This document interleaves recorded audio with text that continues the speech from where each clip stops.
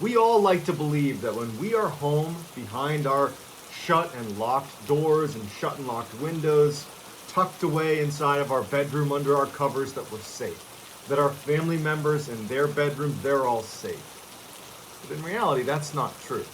Most of the time it is, and most of the time that illusion of safety is enough that you don't think about it very often, that someone actually could probably break into your house if they wanted to. Not all houses, some people are much more prepared than others, but most people never have to worry about that actually becoming a reality, someone breaking into their home. But there are people that do live that nightmare when the place they look at as safe becomes unsafe. Today's story is about someone who believed they lived in a safe house, in a safe neighborhood. But in a moment's notice, that illusion was shattered. Before we get into today's story, if you are a fan of the strange, dark, and mysterious told in story format, well, then you've discovered the right channel, because that's all I do, and I upload 3 to 4 times a week. So if that's your style and you might be interested in something like that, I would encourage you to please gently incinerate, gently incinerate,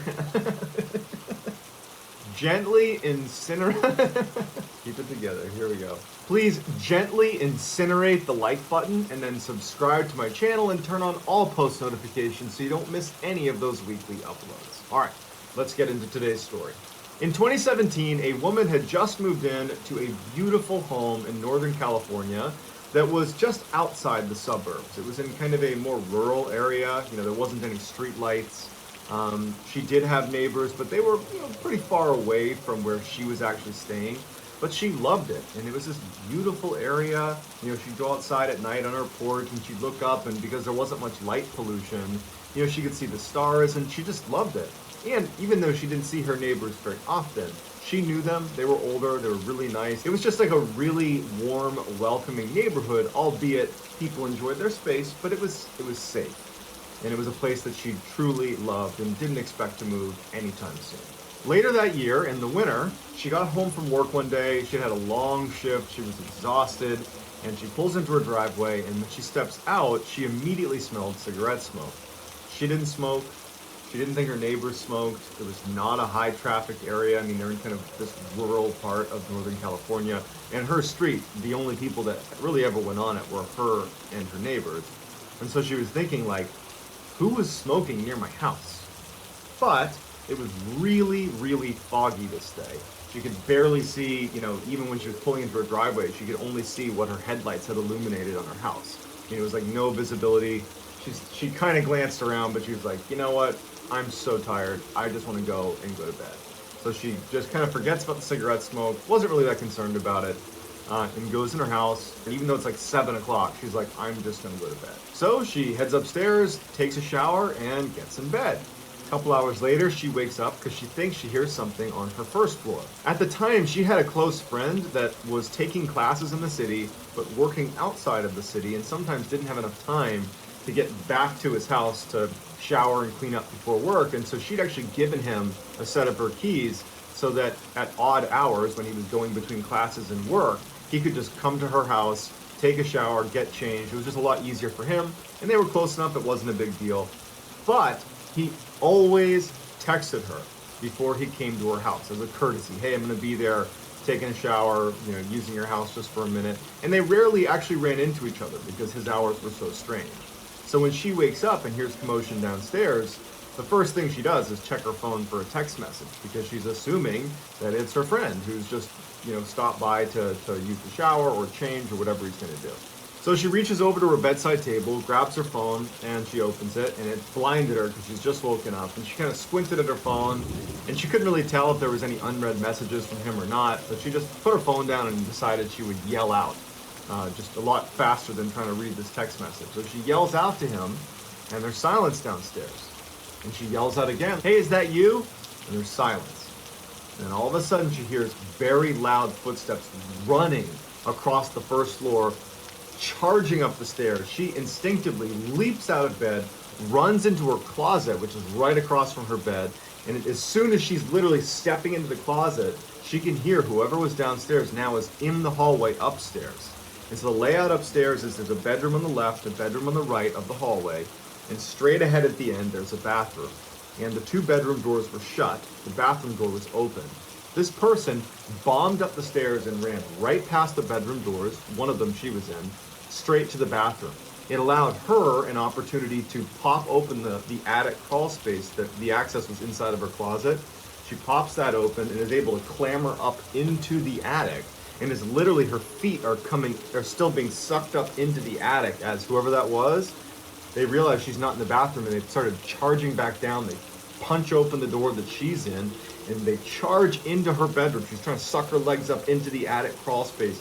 She gets them up just in time and has her knees sucked up against her chest when he comes into her bedroom, flips on the light, and opens the closet. From her vantage point, she's looking down, and just because of the way the view was obscured, she could only make out that it was someone wearing like kind of tattered jeans with the cuffs rolled up and dirty work boots. This was definitely not her friend. And as she's looking at his shoes and pants, wondering if he's gonna poke his head in and look up and see this crawl space where she is, and she has nothing she can do. If he decided to reach up and get her, there's nowhere for her to go. She didn't have her phone, it was on the bedside table, and she's just hoping that he doesn't see her. Luckily, he turns around and starts rummaging through everything in her bedroom, basically looking for her. Flips the bed over, knocks over the dresser, and then he screams this loud scream of frustration. And as he's screaming, she pushes the little crawl space cover over the spot. So now she's completely tucked away inside of the crawl space and she can't see anything. And for the next several hours, this person was literally screaming and running around the house, punching walls, screaming, "Where are you?" Running down the hall, reopening the bathroom, going into the other bedroom, clearly knocking things over, just going crazy looking for this girl. And then it slowed down and she heard him walking around the house, and he would say periodically, "Gonna find you. Where you haven't left yet, I'm gonna find you." And she started smelling cigarette smoke. He was smoking inside of her house, and then she realized that he was probably at her house when she first got in. That's why she smelled the cigarette smoke. For hours, she huddled inside of this attic crawl space that realistically is a little bit obscured inside of the closet. You would need to be looking for it to see it. And she just hoped that he didn't find her. And so she started counting. She figured, if I can just count to 1,000 with silence downstairs, if I can do that, that means he's probably gone. And so she would start counting, and she'd get to like 200, and then she'd hear him whispering or yelling or knocking something over, and she'd go back down to 0.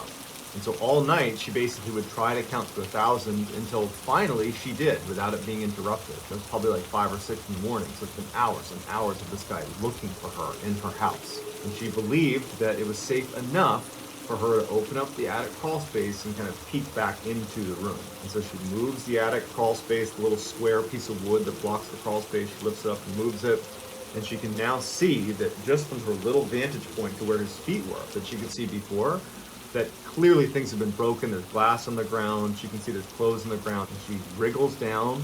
There's no sign of him. It's been a while since she heard him. And she darts across her now destroyed bedroom. Her bed's been flipped. Things have been broken. There's holes in the wall. She gets her phone and goes right back in the crawl space. She calls the police and is like whispering as she's talking to them, because now she's worried that maybe he heard her and he's gonna come back. She really doesn't know if he's gone. She just knew she had to call the police. Otherwise, she was dead if he was still there. She gets the police on the phone. They say, "We'll be right there. Stay where you are."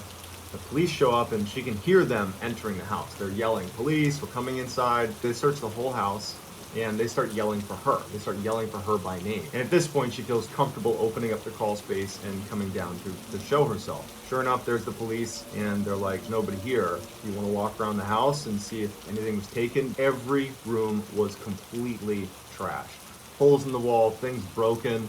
Whoever this was looking for her everywhere in the house and was basically rummaging through everything to try to find her.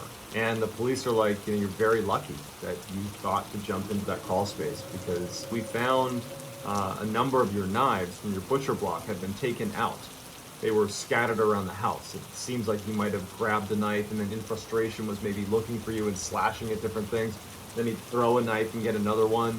It's pretty clear this person was trying to do you harm, and you're very lucky that you had the wherewithal to immediately, when you heard those running footsteps, charge into the closet and hide in the attic. That almost definitely saved your life."